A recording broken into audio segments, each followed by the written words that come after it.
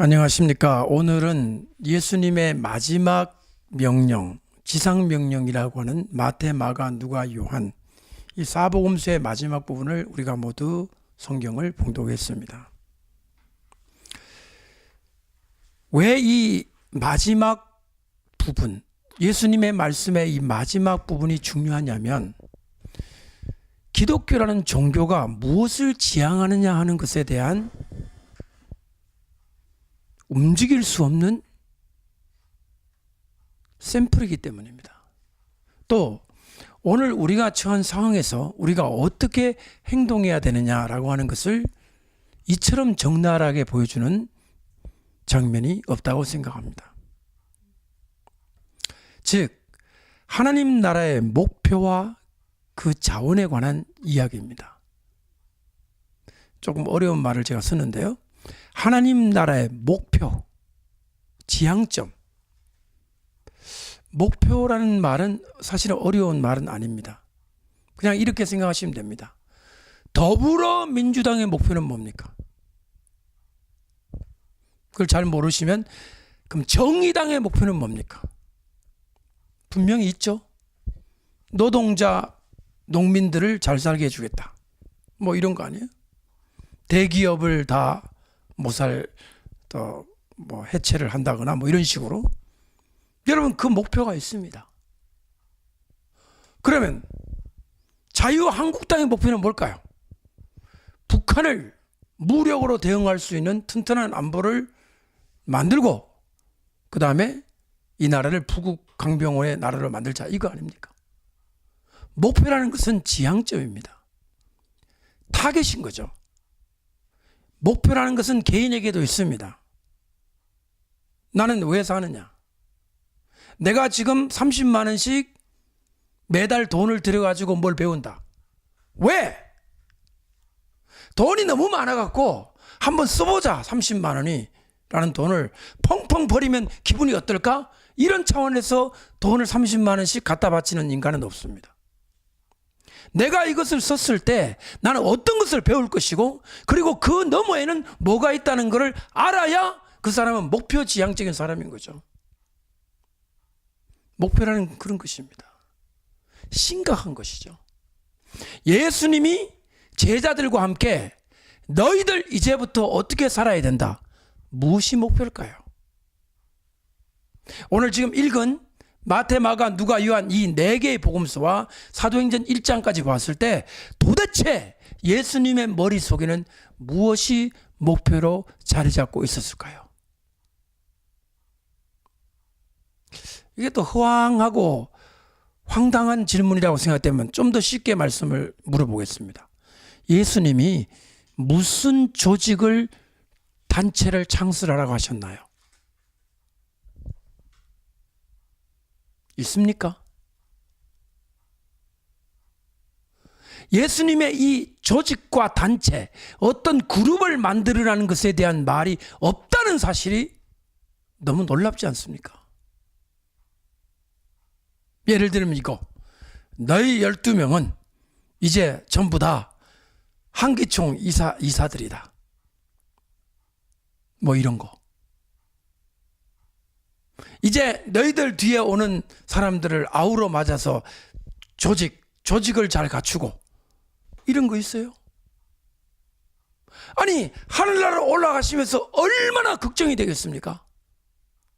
만약에 제가 이 평화를 만드는 신학교를 그만두고 내일 하늘나라로 간다 그러면 오늘 모아놓고 뭐를 부탁하겠습니까? 카페 회원이 1000명이 달하니 빨리 노력을 해가지고 숫자를 증폭을 시키도록 하라고. SNS 확실히 하고 간사들 확실히 일해라. 뭐 이런 얘기 안 하겠습니까? 예수님은 하늘로 올라가시면서 이 다급한 상황에서 우리가 생각하는 그 고민스러운 이야기는 하나도 말씀하지 않으시고 뭔가 중요한 것이 빠진 것 같은 그러한 당부만을 말씀하고 계신다는 것입니다. 두 번째는 자원입니다. 대통령 선거를 후보를 내려면 3억을 갖다 내야 되고요. 선거를 치르기 위해서 건물을 잡혀가지고 수백억을 은행이 대출을 받아가지고 일을 하는 모 단체도 제가 알고 있습니다. 아니, 선거 치르는데 무슨 수백억 원이 들지? 물론 일정 부분 득표를 하게 되면 국가에서 보충을 해주니까 뭐 해결이 됩니다. 그러나 자원이 필요한 거죠. 그럼 예수님이 그의 제자들에게 마지막으로 당부하면서 너희들이 이 일을 하기 위한 자원을 어떻게 하라고 말씀하십니까?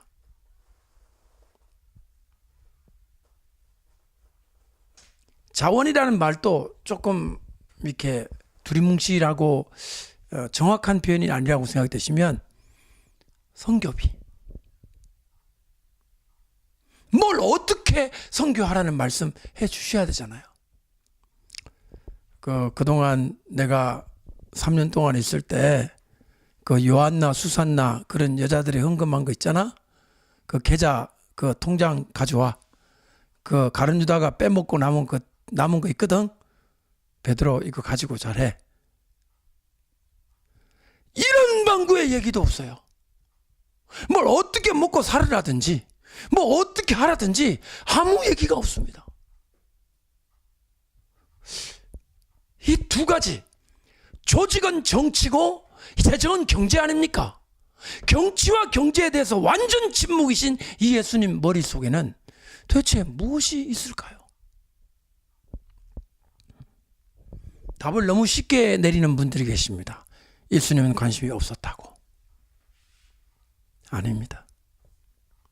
예수님의 사복음서를 전체를 보면 예수님은 굉장히 예민하게 반응을 하셨고 말씀 구절구절마다 재정에 대한 언급을 하셨고 그는 정치 권력, 로마 제국이라고 하는 강대한 세력을 의식하면서 행동하셨습니다.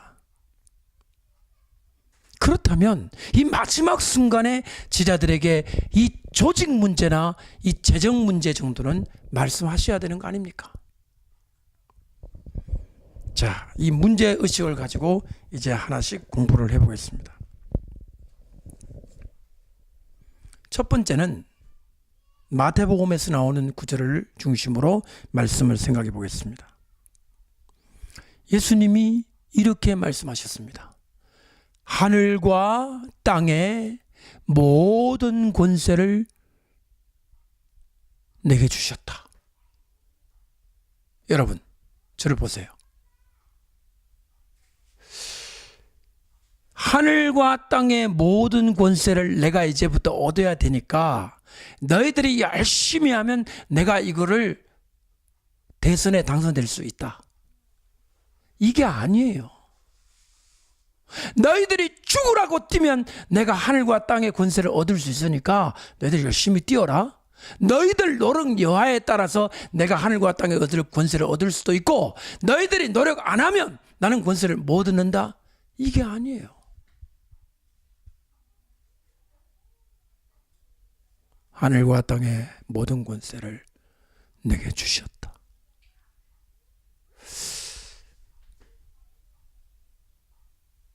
여기에 예수님의 안절부절 있습니까? 걱정과 두려움 있습니까? 공포 이런 거 있습니까? 없습니다. 하늘과 땅의 모든 권세를 내가 가지고 있다. 끝난 거 아니에요?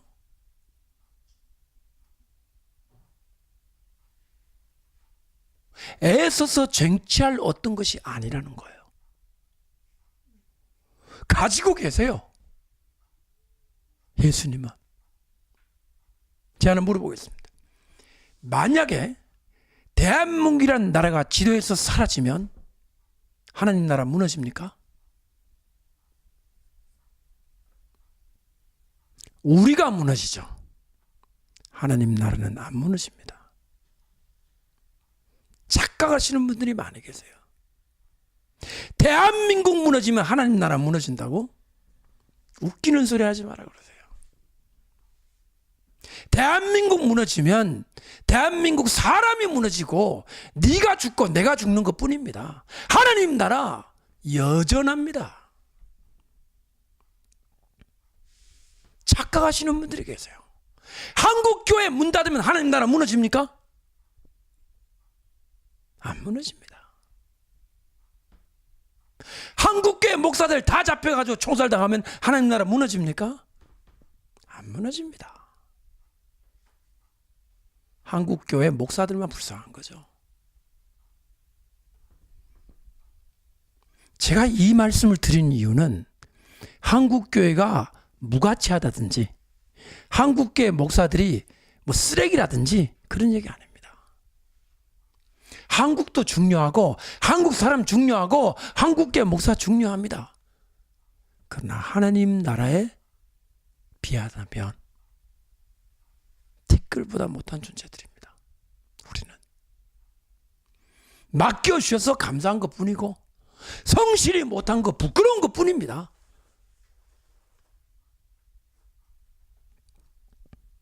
하늘과 땅의 모든 권세를 내게 주셨다.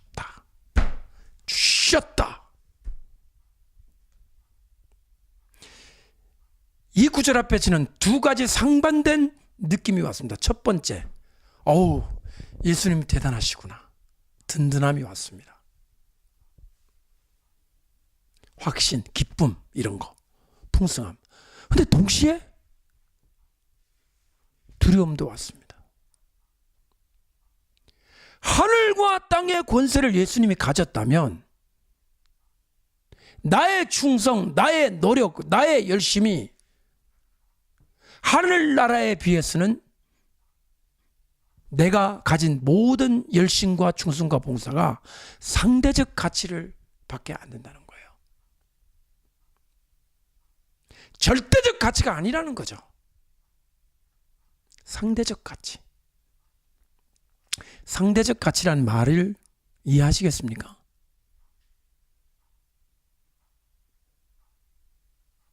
주님께서 우리를 사랑해 주셨기 때문에 가치가 되는 것뿐이라는 겁니다. 우리가 열심히 노력하면 예수님이 더 많은 권능을 받으시는 게 아니라 내가 노력을 하든 안 하든 그분은 하늘과 땅의 모든 권세를 가지신 분이세요. 우리를 써주신 것, 우리를 긍휼히 여기신 것, 감사한 것뿐이라는 거죠. 건방진 그리스도인들 많습니다. 이런 말 들어보셨습니까? 하나님 손해라고. 내가 무너지면 하나님 손해라고. 얼마나 건방집니까? 지가 무너지면 하나님 손해라? 하나님은 손해 없으세요. 어쩌면 네 때문에 하나님이 손해야. 여러분 생각해 보셨어요? 한국교회라는 존재가 하늘나라에 얼마나 위대한 일을 하고 있는가?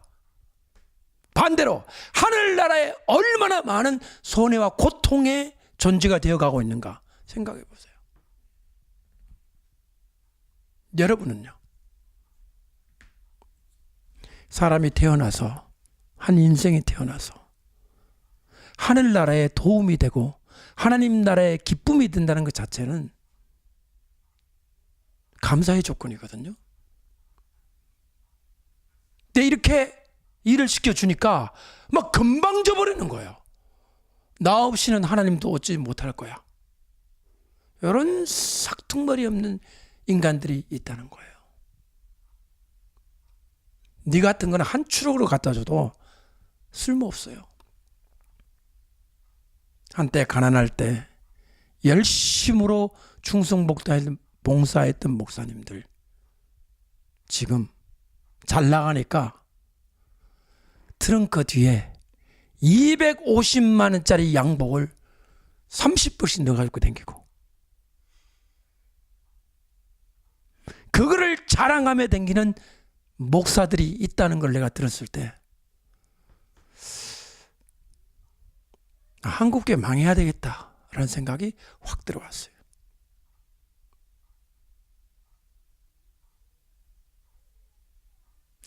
우리나라 이제 앞으로 저거 만든다 그러죠. 고위공직자 비리수사청,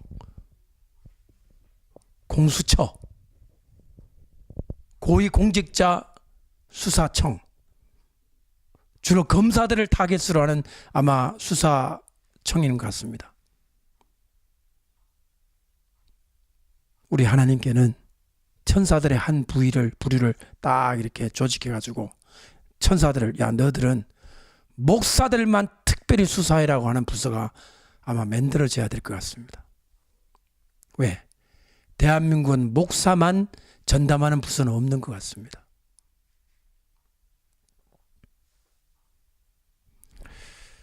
조금 더 말씀드리겠습니다.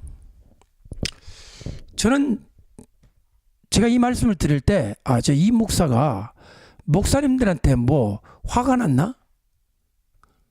그게 아니에요. 제가 지금 목사님들의 어떤 비리, 목사님들의 그 잘못에 대해서 이렇게 성토 내지는 폭발적으로 이 설교에다가 싣는 이유는 다음과 같습니다.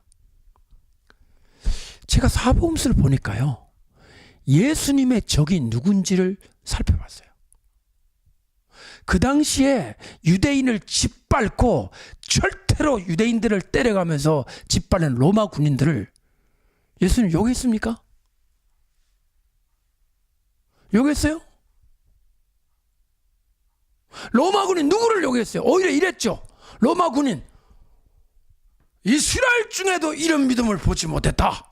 로마 백부장은 100명의 부하를 거느리는, 요새 말하면 캡틴, 중대장 정도의 육군 대尉 정도의 계급을 가진 장교예요. 그 사람한테 이랬습니까? 네가 믿음은 있다마는 로마 군인 새끼 아니야. 꼴 보기 싫다. 사라져라. 이랬어요? 안 그러셨어요. 예수님이 계속 때리고 야단치고 결국에는 죽이고 싶을 만큼 분노를 일으킨 사람이 누구였어요? 누구였냐고요? 그 당시 종교 지도자였어요. 지금은 어떨까요? 예수님이 만약에 장발을 하시고 대한민국 서울거리를 오셨다. 예수님이 누구하고 싸우겠어요? 돈 많은 재벌하고 싸우겠어요? 저 민주노총, 한국노총하고 싸우겠어요? 예수님은 북한의 김정은하고도 안 싸울 것 같아요. 예수님이 가장 주적으로 삼는 것은 목사들입니다.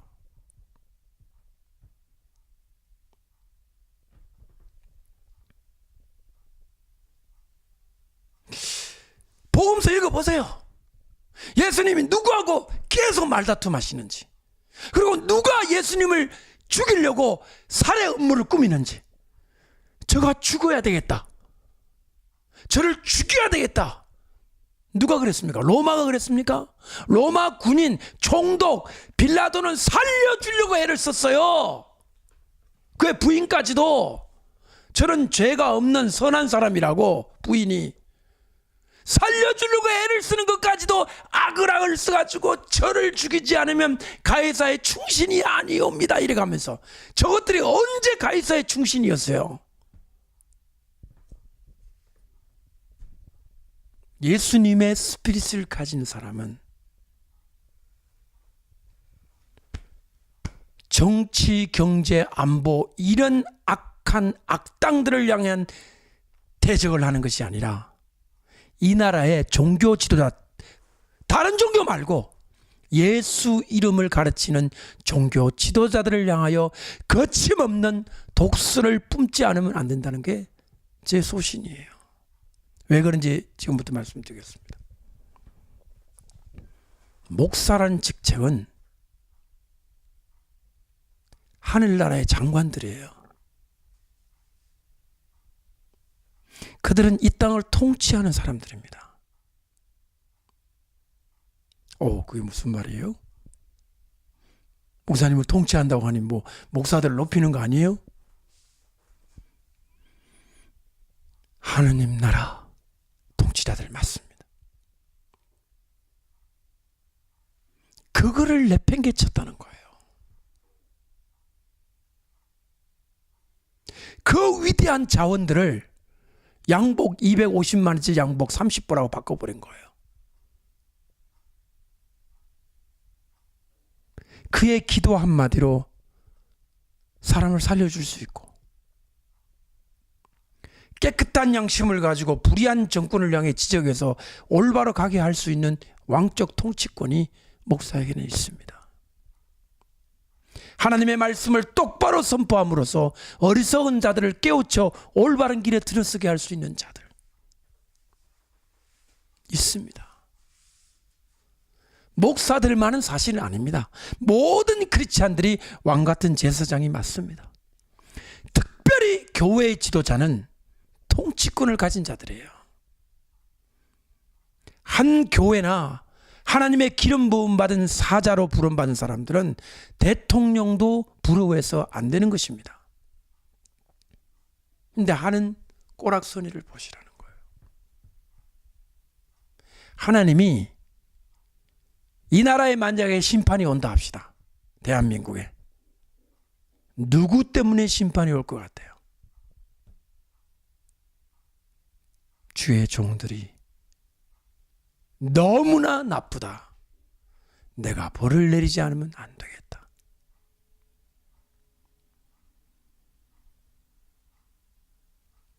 내가 벌을 내리지 않으면 안 되겠다. 이유는 이 땅에 내 종들의 행실을 보라. 두렵지 않으세요? 저는 두렵습니다.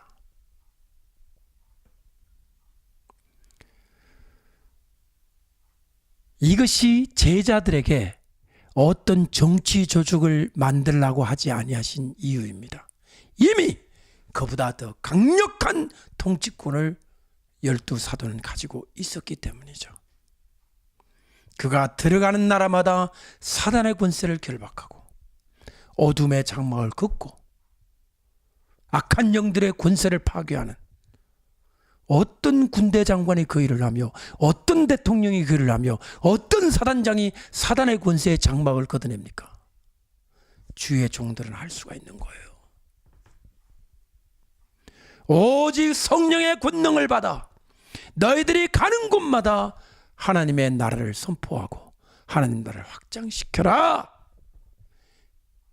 성도가 10명이든 100명이든 1000명이든 주의 종들은 하늘나라의 통치권들을 주님께로부터 부여받은 사람들입니다. 이 자의식이 있다면 그따위 행동들은 못하죠.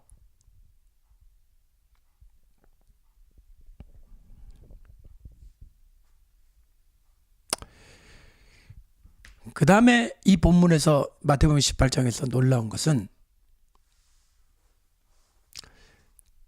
하늘과 땅의 모든 권세를 내게 주셨으니 그러므로 가서 이렇게 돼 있죠. 가서라는 단어가 go잖아요. go. 영어로 go. 가라. 이 단어를 깊이 찾아보면 그 뜻이 depart예요. 떠나라예요. 떠나라. 젤루라고 하는 아람어 단어입니다. 젤루, depart. 여러분, 가는 거하고 depart하고는 차이가 있죠. 여러분이 저 슈퍼에 depart 하십니까? 그냥 갑니까? 간다는 거는 다리를 이용해서 이게 발을 움직여서 가는 이 액션을 간다는 거잖아요. 디파트는 뭐냐면요, 자기가 살고 있는 한 지역으로부터 완전한 이별을 고하고 미션을 향하여 가는 것입니다. 아시겠어요? 공수부대가 유서를 써놓고 아버지 어머니 저는 압록강 지역에 침투가 됩니다.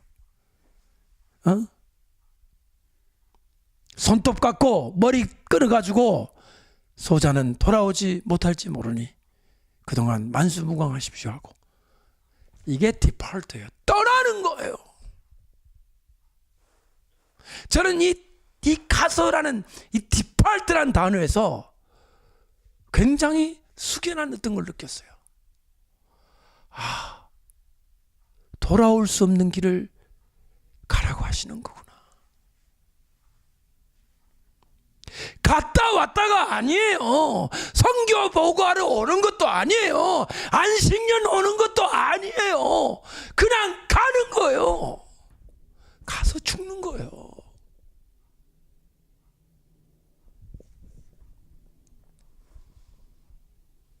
저는 이제 제가 만약에 어느 지역을 간다고 했을 때 저는 이 마음을 느낄 것 같아요. 저는 언제나 돌아올 계획을 하고 떠났습니다. 왜? 당연히 돌아오는 거니까.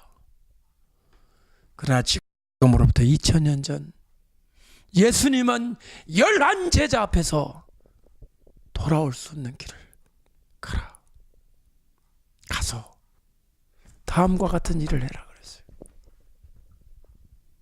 이게 기독교라고요.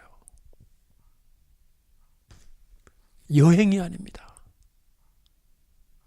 가는 거예요. 이별을 구하고 떠나는 거예요.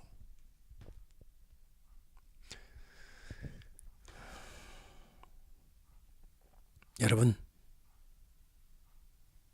이건 포기를 동반합니다. 실제로 예수님의 제자들은 고국을 포기했죠. 물설고 낯설고 언어가 다른 희한한 나라로 갔습니다.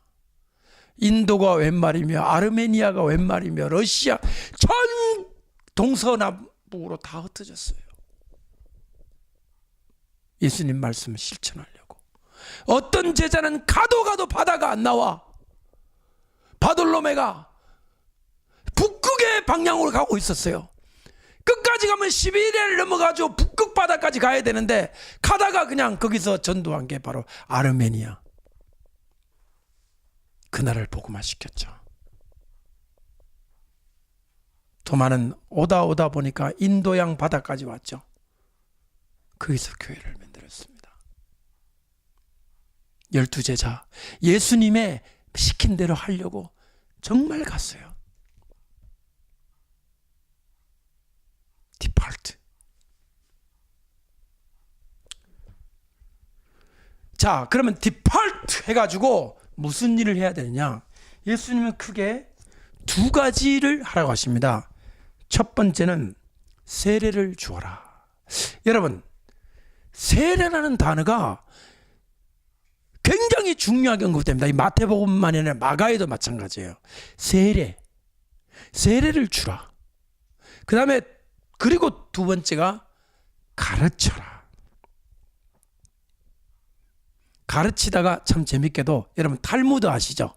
탈무드? 가르치라는 단어가 탈메두예요. 탈메두. 탈무드를 탈메두하라. 너무 비슷하잖아요. 그죠? 가르치라는 단어가 탈메두. 왜 탈무드라는 단어하고 거기서 아마 파생된 단어 같습니다. 교육을 하라. 예수님은 두 가지 명령을 내린 거예요. 하나는 가르치는 교육, 하나는 세례를 주는 거. 둘 중에 뭐가 앞에 나오냐면 세례를 주라가 먼저 나와요. 그리고 이게 중요합니다. 왜? 세례를 주면 믿고 세례받는 자는 구원을 얻을 것이요. 이렇게 돼 있거든요. 그리고 믿고 세례받은 자를 교육을 해라. 그러니까 예수님 제자들이 받은 사명은, 미션은 뭐냐? 교회 짓는 것도 아니에요. 병원 짓는 것도 아니에요.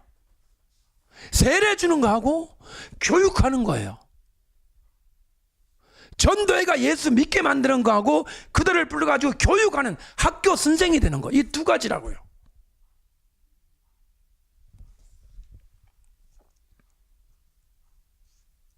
자, 여기서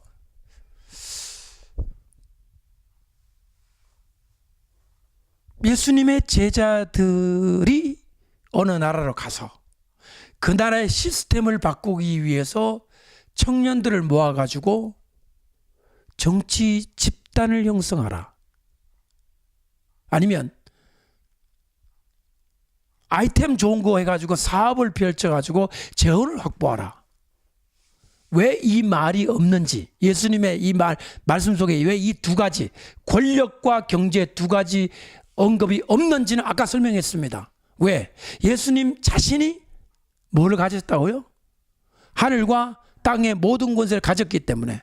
그러므로 이것 두 개는 염려하지 말고 디폴트하고 오로지 이 세례 주는 일과 티칭하는 일을 하라, 이런 얘기죠. 자, 그러면 역사를 한번 보죠. 어떤 식으로 재정이 조달되는지, 어떤 식으로 권력의 보호를 받았는지 여러분 아시잖아요.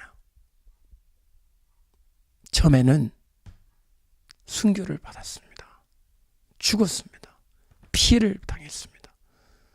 일정한 시간이 지나니까 그 교인들 중에 지방 장관도 나오고 황제도 나오고 군인도 나옵니다.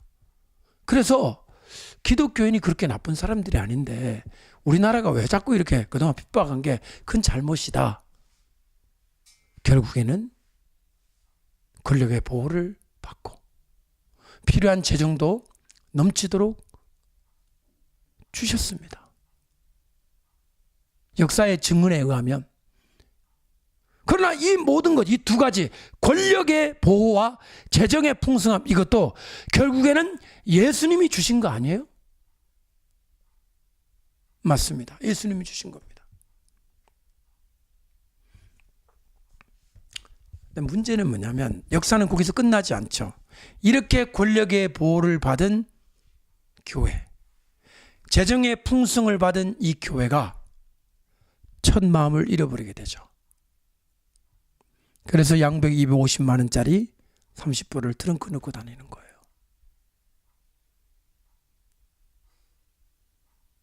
저는 양복 250만 원짜리가 어떤 건지를 나는 모릅니다. 그런 게 있다는 사실도 최근에 알았습니다. 뭐 금으로 만들었습니까?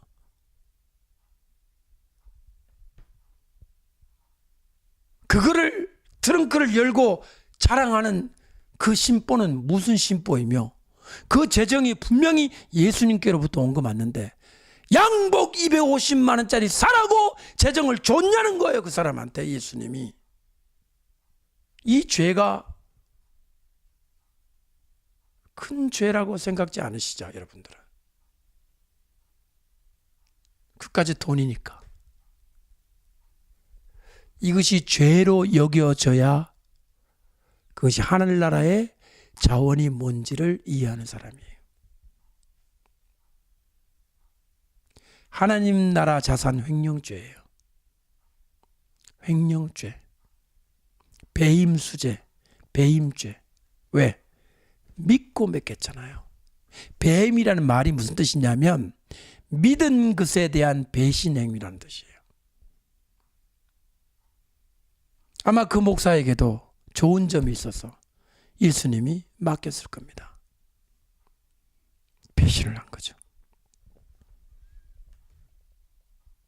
여러분에게 맡겼습니다. 여러분에게 예수님이 맡겼다고 상상해 보세요. 배신을 하는 거예요. 이것이 바로 뭐냐면 지극히 작은 것에 충성된 자가 이 뜻이에요. 그 돈 같은 거 있잖아.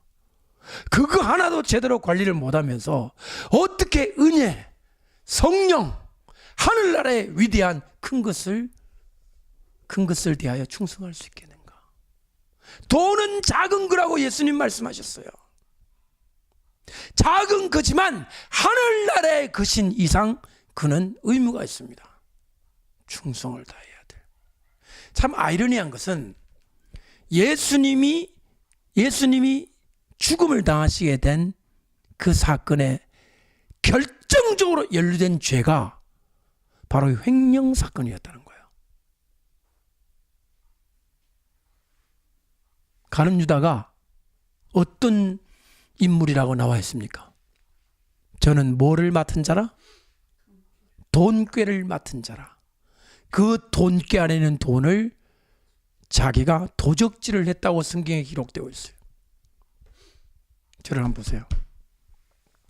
가룟 유다가 간음했습니까? 목사님 왜 갑자기 가룟 유다의 간음이 나옵니까? 보세요. 간음죄가 더 무서워요? 돈통에 돈 빼가는 게 무서워요? 여러분 이렇게 생각합니다. 간음죄가 훨씬 무섭죠. 우리나라 유교적인 사고방식에서. 그런데 놀랍게도 정말 예수님의 죽음과 관련될 정도의 치명적인 마귀는 간음 마귀가 아니라 돈 마귀가 역사했었어요. 뿐만 아니라 죽여주는 값으로, 고발하는 값으로 뭐까지 받았어요? 돈까지 받았습니다. 여러분 얼마나 돈이 무섭다는 걸 알아야 돼요. 양복 250만 원짜리 30벌 사는 사람, 그가 가난할 때 열심으로 개척교했을 때 나는 이 다음에 주님 돈 주시면 양복 250만 원짜리 30벌 사겠다고 했을까요? 절대 그 생각 안 했을 거예요. 주님 저에게 물질 주시면 선교도 하고요, 열심히 해서 살게요, 가난한 사람 도울게요, 그랬을 겁니다. 그런데 시간이 지나고 마음이 바뀌니, 마귀가 역사하니 엄청나게 썩어버린 마음으로 살더라는 거예요.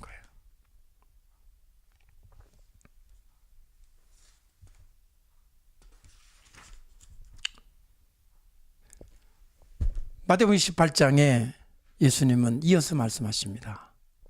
내가 세상 끝날까지 너희와 항상 함께 있으리라. 여기에 세상 끝날이라고 하는 세상의 말에 그 뜻은 아람어로 보게 되면 창조의 끝날이에요. 여러분 가지고 오신 책 개역 개정에도 보면 다른 번역에는 창조라고 되어 있다라고 기록되어 있을 거예요. 창조의 끝날, 세상의 끝날. 여러분 이게 더 깊이 오늘 들어갈 시간이 없기 때문에 여기까지만 하고 다음 기회에 한번 창조의 끝날에 대해서 한번 공부를 하겠습니다. 이제 예수님의 마지막 그 명령의 마가복음의 버전을 보면, 마가복음은 온 천하에 다니며 이렇게 되어 있어요. 온 천하에 다니며 다닌다는 게 뭐예요? 다닌다도 좀 왔다 갔다 하는 그런 모습이잖아요. 마실 다닌다, 학교 다닌다 그러잖아요. 디폴트예요. 온 천하를 향하여 디폴트, 떠나가라. 그러니까 왜 이런 단어들을 살린다면 너희는 온 세상 각지로 떠나라, 이렇게 떠나라는 단어를 써줘야 되는데 다니며 그러니까 다니는가 보네, 공항에서 비행기 타고 왔다 갔다 하는가 보네, 오해를 불러일으키잖아요. 젤루, 떠나라, depart. 온 천하에 다니며 만민에게 복음을 전파하라. 만민이라고 번역된 이것 또한 all creation이에요. 모든 창조물들에게 복음을 전파하라. 여러분 잘 생각하세요. 왜 all creation을 만민이라고 사람에게 복음 전파라는 식으로 우리말 성경이 되어 있을까요? 당연히 복음은 사람에게 증거하니까. 그러나 예수님은 그 시야가 사람을 넘어선 모든 피조물들에게 하나님 나라의 영향력이 미치고 있다는 것을 생각하셔야 돼요. 하나님 나라의 복음이 전파되면 사람만 행복해집니까? 그 집에 있는 개, 고양이, 물고기도 행복해집니까? 안 행복해집니까? 모든 피조물에 하나님 나라가 임하는 거예요. 피조물에. 천국 가고 구원받는 건 인간 맞죠. 그러나 예수님은 그의 하늘나라의 영향이 사람만이 아니라 온 지면에 피조물, 말 못하고 살아가는 동물과 식물들과 공기까지도, 토질까지도 바뀐다는 거예요.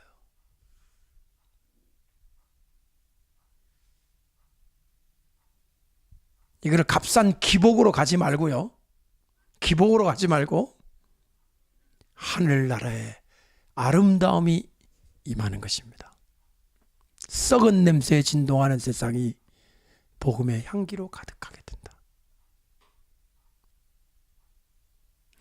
우리는 복을 자꾸 돈으로 환산하기 때문에 문제예요.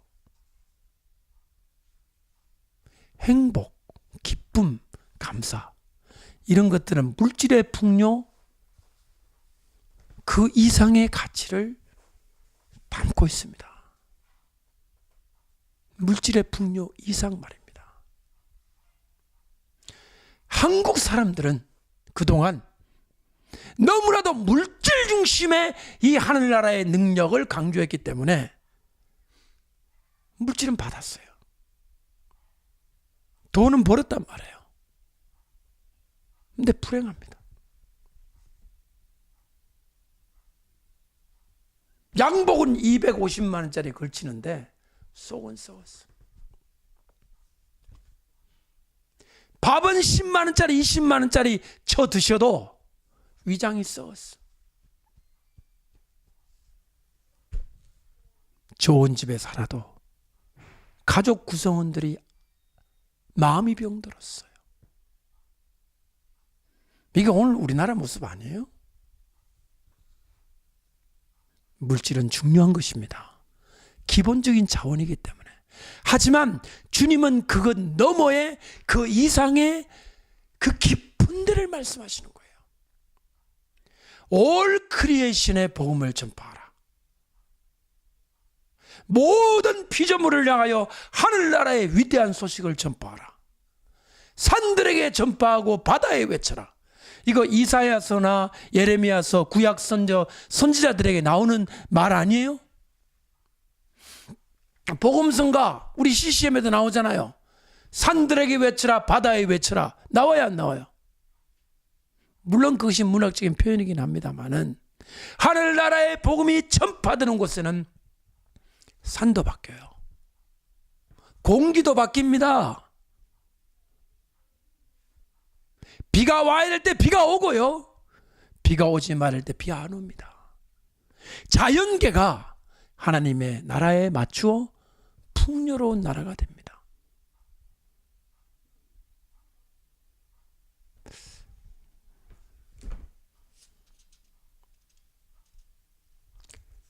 마가복음에 또 한 번 세례가 나옵니다.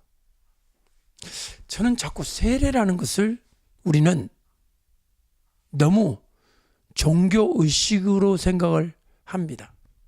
종교의식으로. 예수님은 그렇지 않았던 것 같아요. 예수님은 세례를 굉장히 중요하게 가르치고 계세요. 이게 이니시에이션이거든요. 통과 의례. 세례를 받아야 하늘나라 백성으로 인쳐지는 거예요. 그러니까 굉장히 중요한 거예요. 근데 요즘 세례식이 너무 값싸게 넘어가요. 우르륵. 옛날에 이 세례를 사도들이 세례 줄 때는 정말 구원의 확신, 하나님의 나라의 백성이 확신하다 인정된 사람만 성부와 성자와 성령의 이름으로 세례를 준 거예요. 지금처럼 아무나 그냥 갔다가 막 그냥 합동 세례 그냥 무조건 세례 받으라 그런 거 아니에요. 초코파이 세례 그런 거 아니에요. 그 결과 뭐예요? 가짜 교인들이 너무 많은 거예요. 세례라는 걸 받았는데 가짜야. 마음의 변화가 없어. 그렇잖아. 아니에요. 왜 세례를 받았어? 이 점에서는 Believers Baptism을 가르치는 침례교가 더 정확합니다. Believers Baptism, 믿음이 있는 자, 자기가 믿는다고 확신하는 자만 성부, 성자, 성령의 세례를 주는 거예요. 요즘 어느 교회 목사님이 이렇게 말하는 경우가 있겠습니까? 미안하지만 제가 세례를 드릴 수 없습니다. 선생님은 지금 이 믿음이 있는지 제가 확신할 수 없어요. 내년에 다시 오십시오. 그런 사람 있겠어요? 선생님 괜찮습니다. 뭐 다 그러면서 크는 거죠. 일단 세례 받으시고. 왜? 헌금하니까. 믿음은 없어도 괜찮은데 11조는 하셔야 됩니다. 대한예수교 장로회, 돈교회.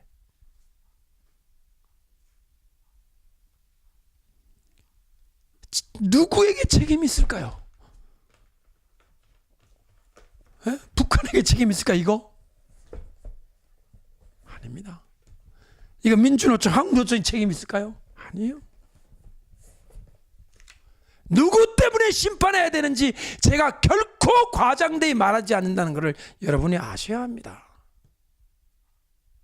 그런데도 모여 앉아가지고 회개하면 되지. 회개위원회 왜 만들어요? 구국기도 그냥 하면 되지. 꼭 구국기도에 상임위원회 사무총장이 있어야 돼요. 여러분, 엘리야 선지자가 한기총 회장님이셨어요? 좀 웃기지 않습니까? 엘리야 선지자가 배 붕붕 나와가지고 호텔에서 스테이크 먹으면서 우리 갈멜산에서 기도 한번 해야 되는데,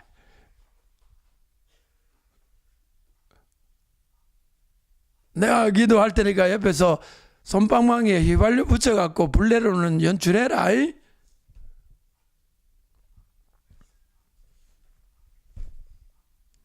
여러분, 순수한 회개를 못해요. 대한민국의 목사님들은 무조건 위원회를 만들어야 합니다. 그냥은 안 하세요. 그냥 하는 사람 누구냐? 지하 10층 물 나오는 교회, 옥탑방, 여름이면 양철봉 지붕에 있는 그런 교회 목사님들. 이분들은 자기 죄인 그로 생각하고 회개해요. 좀 잘 나간다 싶은 교회 목사님들 절대 회개 안 합니다. 회개하라고 가르치죠, 성도한테. 지는 안 해. 대한민국이 망한다면 이들 때문에 망한 줄 알고 계십시오. 저를 아끼시는 분이 이런 얘기 제발 하지 말라고 사정사정 하던데, 저도 안 해보려고 애를 썼습니다. 한 몇 달 동안, 한 두어 달 동안. 내 심장이 터지는 걸 같은 걸 내가 어떡합니까? 누가복음을 보면요, 참 너무 재밌는 말씀이 나와요. 예수님이 뭐라 하셨냐? 죄 사함을 얻게 하는 회개가 예루살렘으로부터 시작하여 모든 족속에게 전파될 것이다. 여러분, 2000년 전에 이 말씀이에요. 뭐 세계 선교가 다 끝나가지고 미국, 중국까지 와가지고 선교 보고 하는 게 아니에요. 예수님이 이제 몇 명 없는 제자 앉혀놓고 예루살렘으로부터 시작해서 모든 족속에 전파될 것이다. 예수님 말씀대로 그대로 이루어졌습니다. 그리고 예수님은 자원에 대해서 말씀하십니다. resource.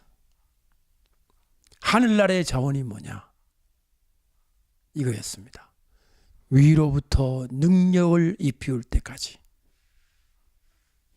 예루살렘을 떠나지 말고 기다려라. 이것이 너희의 자원이다. 은과 금은 내게 없거니와 내게 있는 것 하늘나라의 자원 내게 주노니 나사렛 예수의 이름으로 일어나거라. 이거 어느 당의 공약이 될까요?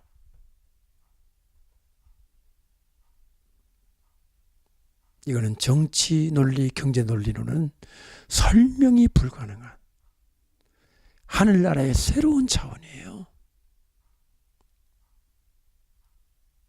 은과 금은 내게 없거니와 내게 있는 건 내게 주노니 나사렛 예수의 이름으로 일어나거라.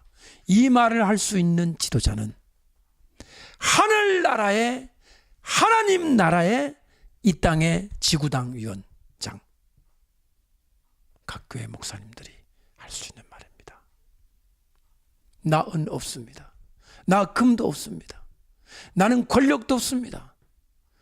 나 월세 못 내가지고 쫓겨날 처지에 있는 교회입니다. 그러나 하늘나라의 자원 나사렛 예수의 이름으로 내가 명하노니 일어나 그러라고 말할 수 있습니다. 어쩌면 이게 진짜 통치자 아니에요? 리얼 룰러. 진짜 통치자는 19대 대선 당선돼 갖고 청와대에 올라간 사람이 진짜 통치자가 아니라 하나님 나라의 자원을 가지고 이 땅을 살려내는 그들이야말로 진짜 통치자이기 때문에 예수님이 그들을 나무라시고 그들에게 할 말이 많으시고 덩달아 저도 할 말이 그들에게 많은 겁니다. 저는 1, 2, 3, 4, 5, 6번 별로 할 말 없어요.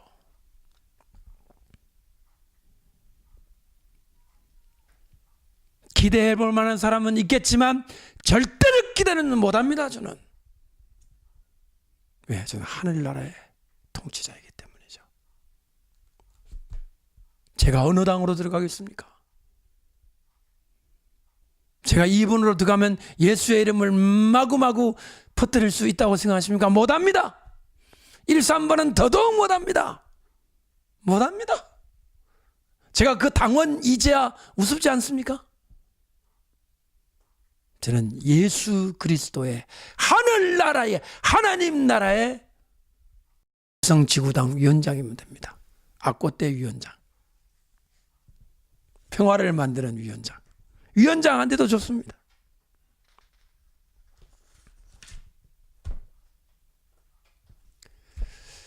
우리는 대권합니다. 큰 대자. 진짜 대권은 예수님이 가진 권세예요. 정신 차리세요. 진짜 대권은 하늘과 땅의 모든 권세, 이게 대권입니다. 19대 저거는 대권이라고 말하지만 소권이에요. 작은 권세예요. 하나님 나라에 비하면. 그거에 울고 웃는 사람들 되지 말았으면 좋겠어요. 일제 36년 동안 우리가 어떻게 살아냈습니까? 만약에 일본 통치권이 대권의 전부였다면 그 밑에 살아야 했던 기독교인들은 무슨 희망을 가지고 살았겠어요? 숨도 못 쉬는데. 그러나 살아냈습니다. 예수 그리스도가 진짜 통치자임을 믿고 있기 때문에. 북한의 대권은 누가 가지고 있습니까? 예수님이. 하늘과 땅의 모든 권세를 가진 예수님이 북한의 대권을 가지고 있습니다. 그 대권을 향유하는 자가 누구냐? 오늘 또 어쩌면 같이 예배를 드릴 북한 지하교회 성도들입니다. 그들이 대권을 가지고 그들이 대권의 향유자요, 그들이 대권의 통치자입니다. 쪽팔리게 살지 마라 이거예요. 예수님 이렇게 말씀하셨습니다. 죄의 사함을 얻게 하는 회개. 이것은 어떤 복지로도 줄 수 없습니다. 복지 알죠? 복지. 복지. 막 회계 막 나눠주는 복지 제도 있습니까? 막 죄사함 나눠주는 복지 있습니까? 없습니다. 그들은 돈은 나눠줄 수 있어요. 죄사함 누가 나눠줍니까? 회개 누가 나눠줍니까? 도대체 어느 당이 죄사함 나눠주고 회개 나눠주고 천국 나눠줍니까? 정신 차리세요. 정신들. 목표와 자원이 다릅니다. 예루살렘과 로마는 다른 것입니다. 우리의 나라는 예루살렘이에요. 세상 사람은 로마에 살고 있습니다. 로마는 정치와 경제와 권력, 군사력이 모든 전부이지만 예루살렘은 하나님이 전부입니다. 이런 관점에서 새롭게 대선도 보시고 새롭게 나라도 보시고 그나마도 하나님의 뜻에 조금이라도 근접한 사람을 찾아내어서 중보기도 해주시고 또 마음으로나 기도로 후원해 주신다면 하나님이 그를 세워서 하나님 나라의 요만큼 0.00001%라도 도움이 되도록 하시겠죠. 어떤 대선 후보가 나한테 왔어요. 이 목사님, 저를 위해 기도해 주십시오. 그럴 리 전혀 없다는 거 알고 계시죠? 그러면 제가 뭐라고 하겠습니까? 이렇게 말하죠. 당신이 통치한다고 생각지 말라. 나는 예수님의 통치권을 믿는다. 당신이 할 수 있는 일이란 티끌보다 못한 일이니 자만하지 말고 그냥 겸손하게 아침 9시 되면 출근하고 6시까지 근무 잘하고 성실하게 일 좀 해라. 그리고 국정브리핑 자주 해갖고 무슨 일이 난지 좀 알려주고 그렇게 얘기하려고 그래요. 그리고 거짓말 좀 하지 말고 뭐가 됐든 진실을 말하고 그래서 하나님 앞에 인정받는 사람 되어서 임기 끝나면 전 국민이 기립박수할 수 있는 그런 대통령 좀 되라. 잡혀가지고 대법원 판결 받아가지고 깜빵 살고 그러지 말고 기본 코스예요. 대통령의 기본 코스는 깜빵이야. 자살 아니면 그러지 말고 전 국민이 환호할 수 있는 그런 대통령이 되면 좋겠다. 저와 여러분 한 주간 황금 연휴가 아니라 이 한 주간은 우리나라 다음 대통령의 향배를 가르는 엄청난 기도가 필요한 기간이고요. 내가 볼 때는 하늘의 영계가 이 한 주간 동안 엄청난 격돌을 하게 될 거고 북한 문제도 마찬가지고 미국도 마찬가지고 러시아, 중국 모두가 이 주간 우리가 놀러 갈 때가 아닌데 지금 뭐 다 김포공항, 인천공항에 200만 명이 우리나라를 떠납니다. 고속도로가 막힐 정도로 놀러 갑니다. 이럴 때 우리는 하나님 앞에 엎드려야 되는 거 아닐까요? 무심한 사람들이 많겠지만 여러분들 말이라도 정신 똑바로 차려 살기를 바라고 주님이 함께 하시기를 바랍니다.